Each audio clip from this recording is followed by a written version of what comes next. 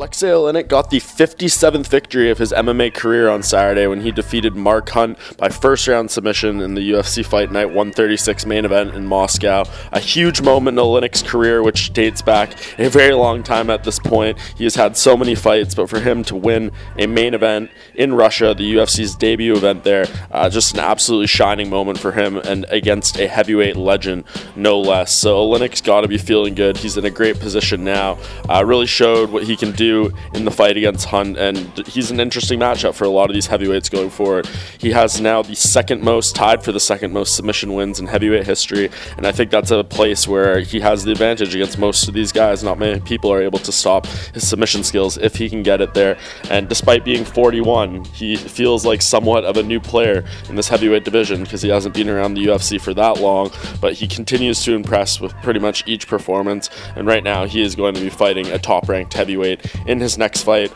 The problem, however, is that many of the top 10s are currently booked up. A lot of upcoming heavyweight fights to close out the year, and there's not really too many opponents available that are ranked in that top 10, but one person who is available is Aleksei Oleinik, another striker who comes from a similar background as Hunt, so it would be somewhat of a similar matchup there, but we definitely know Oleinik has some more submission skills to his credit, and that's what would make the matchup so compelling to see what Oleinik can do against someone with that little more well-rounded game. Of course, Oleinik coming off a loss to Curtis Blades back in June, a pretty nasty knockout, but he said he is ready to come back pretty soon here. He's mentioned retirement of late, but it seems like he's going to be fighting for at least a couple more years, and I think this matchup against Oleinik is a perfect comeback fight for Oleinik as he tries to get himself back in the mix in the heavyweight division and make the most of this final chapter of his career. So Aleksei Oleinik goes in there, does some beautiful work against Mark Hunt, and he is now in position for a big fight in the UFC heavyweight division.